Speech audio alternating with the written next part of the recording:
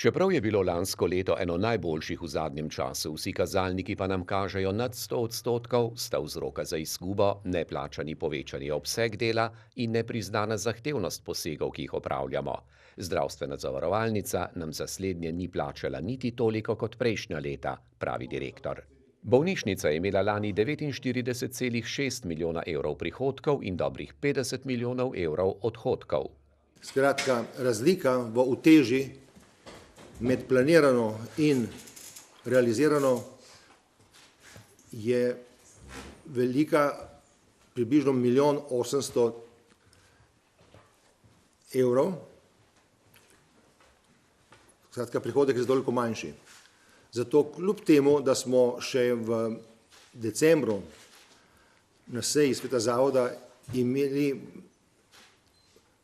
zagotovilo tudi s strani Zavoda za zdravstveno zavarovanje, da bomo dobili kot prejšnja leta plačano določeno povečanje uteži, običajno smo dobili 15-20%, se to ni zgodilo, zato smo končali leto z negativnim rezultatom. In tako so opravili za 2,3 milijona evrov storitev, ki jih plačnik zdravstvena zavarovalnica bolnišnici ne priznava. Povrhu pa poslujejo s cenami, ki so za 20% nižje kot leta 2009. Mi ne moremo zapreti bolnišnice decembra in reči pacientom, vi pa zdaj ne morete biti obravnavani, ker smo mi naredili program. Žal to tako ne gre in seveda po letih ugotavljamo s temi preseganji, da je naša bolnišnica močan donator pomurskim prebivalcem v smislu donacije zdravstvenih storitev, ki jih opravi in jih ne dobi plačane. A izgubo bodo, kot pravijo, pokrili s pozitivnim poslovanjem v prihodnjih letih. Med načrti pa so tudi skrajšanje čakalnih vrst in ležalne dobe, povečanje enodnevnih obravnav in operativnih posegov v enodnevni bolnišnici, vzpostavitev invazivne kardiološke diagnostike in pediatričnega urgentnega centra, postavitev temeljev za samostojni nevrološki oddelek, prenovitev bolnišnične lekarne, nadgraditi nameravajo tudi sodelovanje s primarnim in terciarnim zdravstvom ter učnimi ustanovami in lokalno skupnostjo. Svet bolnišnice pod vodstvom Marka Viraga je celo napovedal, da bodo tudi sami zahtevali od države, da delo bolnišnice bolje vrednoti in plača opravljeno delo, da se za to čim bolj potrudi, pa je zadolžil tudi vodstvo. Ni pa to dobilo nobenih zadolžitev zaradi očitkov o domnevno nezakonito izplačanih dopustih, za katere je Ministrstvo za zdravstvo najprej trdilo, da so nezakoniti, potem, da za tovrstno ugotavljanje pravzaprav ni pristojno in da je to inšpektorat za delo, ta pa je odgovornost prevalil na Računsko sodišče oziroma inšpektorat za javni sektor.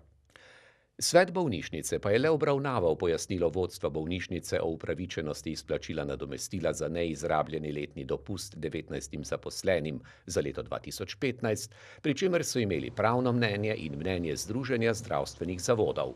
Zakonsko določilo sicer 20. zakon o delovnih razmerjih, ki govori o tem, kdo podpisuje z direktorjem oziroma poslovodjo osebe oziroma poslovodjo zavoda, bo povedal pogodbe in vse ostale.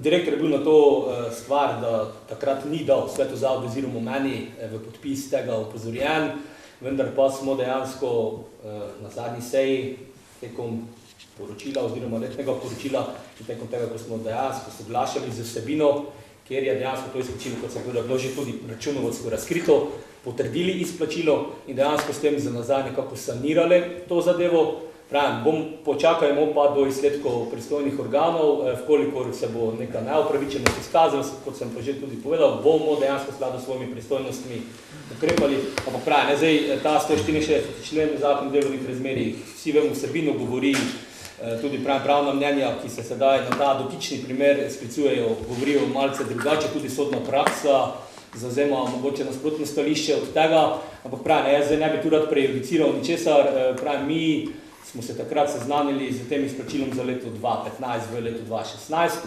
O tem pravim smo govorili, z letnega poročila tudi potrdili in dejansko nekako je ta zadeva zdaj zaenkrat sanirana. Je pa bil z moje strani oziroma strani sveta zavoda direktor na to nepravilno z njegove strani tudi opozorjen.